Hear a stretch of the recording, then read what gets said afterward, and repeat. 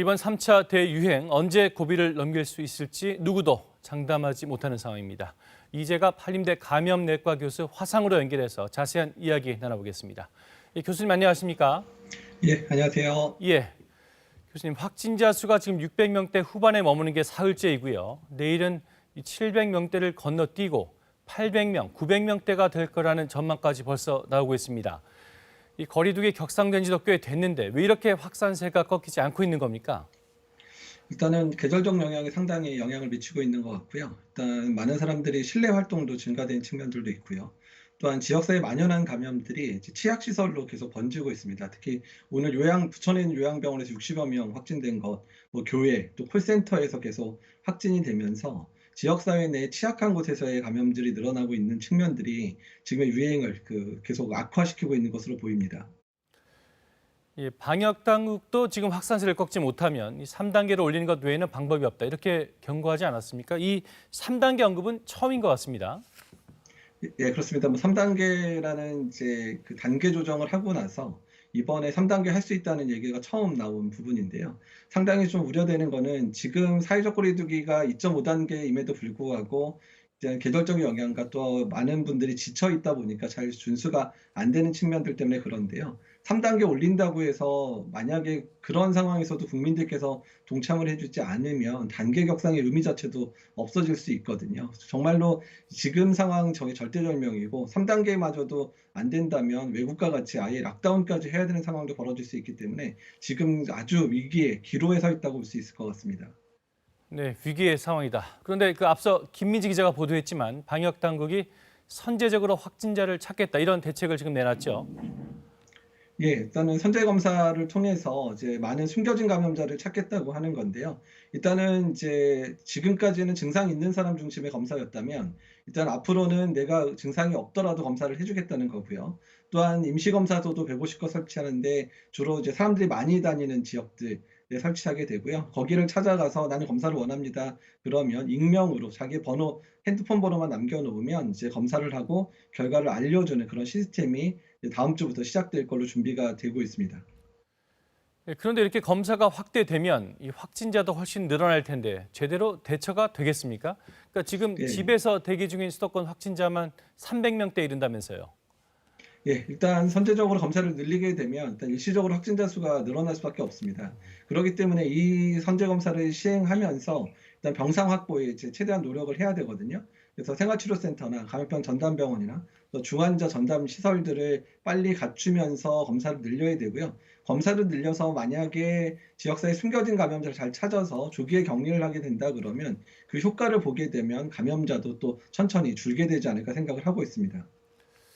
예, 그런데 오늘 그 경기도에서는 확진자 6명이 전남 목포로 이송을 갔죠. 이 병상 부족 상황인데 실제 의료 현장에서 보시기엔 얼마나 지금 심각합니까?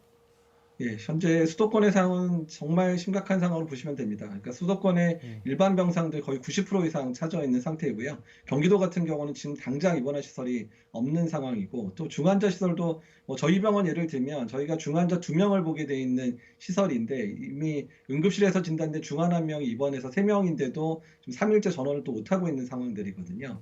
어떻든 간에 이제 모든 병상이 차가고 있어서 아주 이례적으로 오히려 수도권에서 타 지역으로 환자를 이송하는 그런 상황들이 벌어지고 있는 상황이기 때문에 일단 지금 이 상황을 이제 해결할 수 있는 방법은 전체적인 환자 수를 줄이는 거 말고는 방법이 없기 때문에 많은 국민들이 철저하게 사회적 거리두기에 동참해 주시기를 부탁드리는 바입니다. 예, 그래서 그 일부 의료 단체들은 말이죠. 이 초대형 병원을 비롯해서 이 민간 상급 병원에 병상 동원 명령을 내려야 한다. 이런 주장도 지금 계속하고 있는데 이건 가능한 일입니까? 어떻습니까?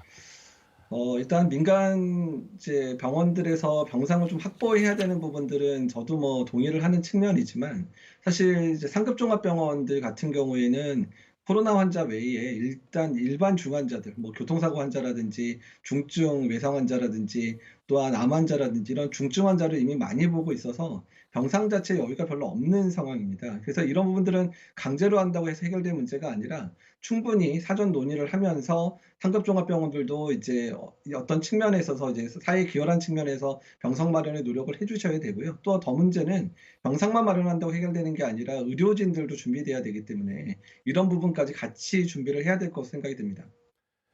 여튼 정부가 지금 이런 대책으로 컨테이너 병상을 지금 짓고 있지 않습니까? 그런데 이 컨테이너 네. 병상이 감염 위험을 키울 수 있다. 이런 우려가 계속 나오는 것 같습니다. 일단 이제 그런 부분에 있어서는 전문가들 자문을 현재 받고 있는 상태고요. 일단 최대한 노력은 해야 되지만 어쨌든 임시로 사용하는 병상이기 때문에 완벽할 수는 없습니다. 하지만 운영의 묘를 살려서 최대한 안전하게 환자가 치료받을 수 있는 공간으로 잘 설계되고 만들어져야 될 거라 생각을 하고 있습니다. 예, 그런데 조금 전에 말씀하셨지만 이 의료 인력 부족 문제 계속 거론되고 있지 않습니까? 이 문제는 어떻게 해결해야 됩니까? 일단 뭐 의료 인력을 갑자기 어떻게 뽑아낼 방법은 없지만 또는 그 병원 안에서의 역할 조정이나 이런 거를 통해서도 좀 가능할 수도 있고요. 만약에 확진자가 많이 늘어나게 되면 일반 병동 자체를 아예 폐쇄를 하고 그 병동에 있는 의료진들을 투여해서 코로나 환자를 보게 하는 방법들도 있습니다. 그래서 이제 확진자가 계속 늘어나게 되면 일단 의료 인력의 조정 작업들을 통해서 어느 정도의 부족한 인력들을 만들어야 되는 그런 아주 위기절명의 상황이라고 보시면 될 것 같습니다. 예, 거리 두기가 너무 오래돼서 국민들의 피로도도 사실 이해가 되긴 합니다만 그래도 현 상황이 너무 심각하니까 일선 의료 현장에 계신 입장에서 꼭 당부하고 싶은 말씀이 있으시다면요. 예, 의료진들이 지금 많이 지쳐 있고요. 당직을 뭐 일주일째 쓰고 있는 그런 의료진들도 있고, 뭐 가만 그냥 소리도 못 내고 그냥 눈물 흘리고 있는 그런 간호사들도 여러 번 보고 있거든요. 일단 지금 상황은 국민들이 사회적 거리두기를 정말 강력하게 실천을 해주셔서 확진자 수를 줄여주고 유행 자체를 잠잠하게 해주셔야 해결될 수 있는 문제입니다. 제발 노력해 주셨으면 좋겠습니다. 네, 교수님 오늘 말씀 여기까지 듣겠습니다. 감사합니다. 감사합니다.